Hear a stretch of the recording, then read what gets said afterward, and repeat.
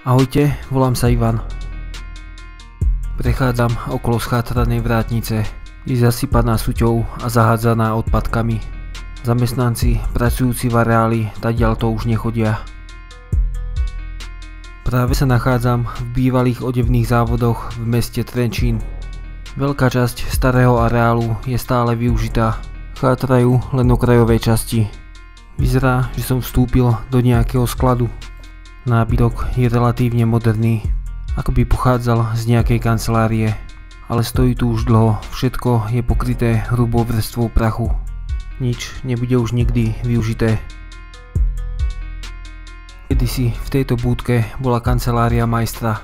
Časť starého gauča, plesnivý a špinavý. Prebehlo pár desaťročí, odkedy tu vyrobili posledný výrobok. Čas sa zastavil o 9:30. Zvyšky starej elektroinštalácie. Samozrejme, väčšina z nej je už zničená. Rozvádzače rozobrali. Už len kde tu visia staré káble. Táto časť bola dlho uzavretá. Dvere nechali zamknuté až do čias, kedy prišli prví vandali a zlodeji. Budova stratila svoj význam. Veci uskladnené v jej útrobách už nikoho nezaujímali. Pravdepodobne ostala otvorená dodnes.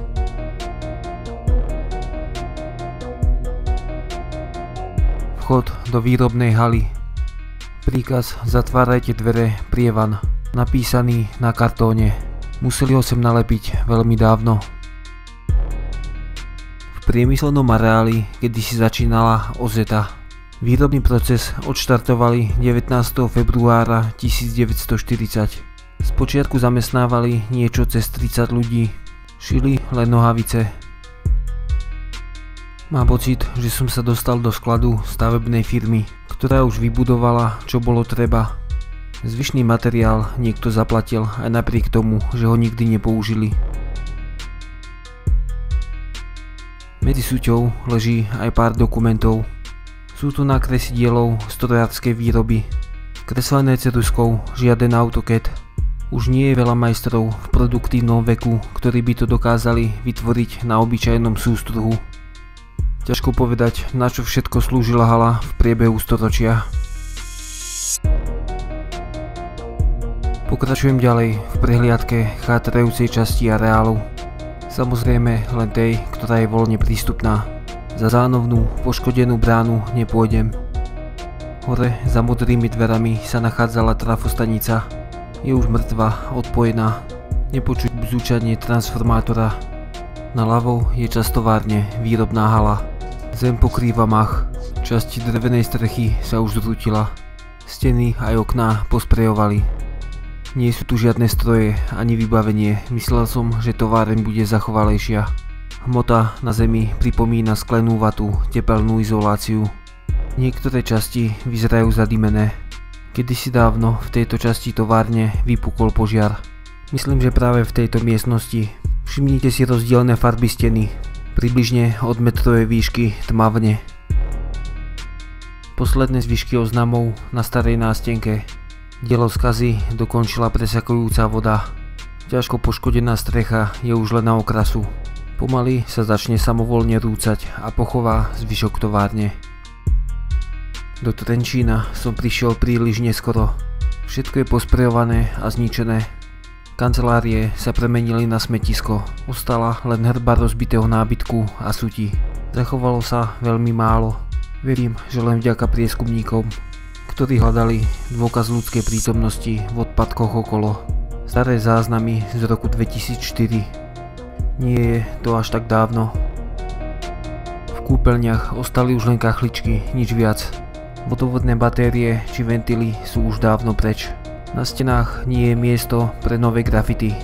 No zatiaľ som ani jeden pekný či zaujímavý nevidel. Vošiel som do časti, kde mali kedysi laboratórium. Aspoň podľa vybavenia. Zvláštne, že sklenené nádoby sú stále celé, že ich nikto nerozbil. Čo sa ale nedá povedať o zvyšku laboratória. Pracovné stoly aj skrine sú z nejakého dôvodu natlačené do stredu miestnosti. V podobných zariadeniach bývajú väčšinou zabudnuté rôzne chemické látky, no tu neostali žiadne. Buď ich niekto ukradol už dávno, alebo ho bývalí zamestnanci vyčistili tak, ako to má byť. Aby neprišiel niekto neznalý pri neodbornej manipulácii s nimi k újme na zdraví. Gombíky na oblečenie, asi z nohavíc, ktoré tu kedysi vyrábali. Na čo vlastne bolo laboratórium v odevnom závode? Za akým účelom ho vytvorili? Tesne po spustení výroby otvorili ďalšie dielne. V druhej vyrábali športové a pracovné odevy. V tretej vyrábali pánske a mládežnícke saká. Popri prebiehajúcej prevádzke budovali nové haly. Nové, modernejšie a lepšie priestory. V roku 1945 prebehlo znárodnenie. Celý priemysel, nie len odevnícky, bol zrazu štátny. Podnik v tej dobe niesol meno Odeva. Odevné závody Národný podnik so sídlom v Trenčíne združili 22 podnikov po celej Slovenskej republike do jedného celku. Vedľajšie podniky boli napríklad v Bratislave, Liptovskom Mikuláši, Prešove, v Novom Meste nad Váhom, v Púchove, v Michalovciach a v ďalších mestách.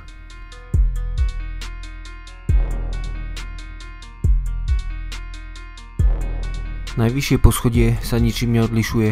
Aj odtiaľto vyžaruje úpadok ľudskej spoločnosti. Posledná skúška protipožiarneho systému bola vykonaná v priebehu roku 2006. Ďalšia bola plánovaná na rok 2007, ale nikdy sa neuskutočnila. Otlačok topánky na dverách. Vykopli ich. Veci, ktoré sa za nimi ukrývali, sa premenili na kopu odpadu. Nevylúštené krížovky, zvláštne. Pri súčasnom stave budovy by ma neprekvapilo, keby tu žili bezdomovci. Ale neobjavil som po nich žiadne stopy. Žiadna provizorná posteľ či kopy plastových fliaš z vlastného vína. Pohon výťahu rozobrali. Chýba motor a prevodovka. Prechádzam do ďalšej časti s bývalými kanceláriami. Je pravidlom, že čím väčšie mesto, tým skôr opustenú budovu rozbijú. Rozkradnú a rozhádzu všetky veci, ktoré sa v nej nachádzali. Najhoršie to bolo v Košickom Mlyne. Tam im na dielo skazy stačil rok, možno 2. Podobný scenár sa odohral aj tu v Trenčíne. A aktuálne prebieha ničenie v Bratislave na Pántoch. Montážny denník vzduchotechniky.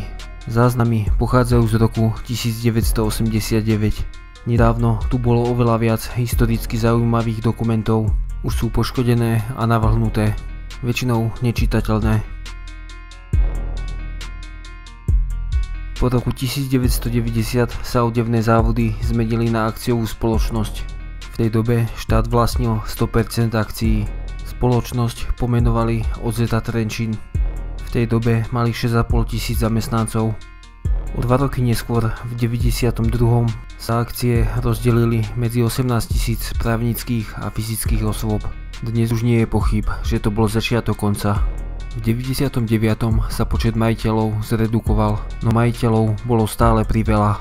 Okolo 50 právnických a 10 000 fyzických osôb. A čo je všetkých, nie je v podstate nikoho. A toto je výsledok privatizácie. Vďaka nej padlo veľa štátnych podnikov. Pár jedincov neuveriteľne zbohatlo, žijú z privatizácie dodnes a ostatným nič neostalo, ani zamestnanie. OZ ako taká stále existuje, stále šije kvalitné slovenské obleky, no zamestnáva len 280 ľudí. No aj napriek tomu patrí medzi najväčších výrobcov odevov v strednej Európe. Dúfam, že sa im bude dariť aj naďalej. Predsa na Slovensku máme viac zahraničných firiem ako vlastných. A nechcem si ani predstaviť, čo sa bude diať, keď zahraniční investori stratia záujem vyrábať na Slovensku. Prešiel som v podstate celou voľne prístupnou časťou starého areálu. Myslím, že budovy sú už vhodné len na zbúranie, no časom tu môže vyrásť niečo nové a prospešné pre spoločnosť. To by bolo na dnes všetko. Dúfam, že video sa vám páčilo a uvidíme sa aj na budúce.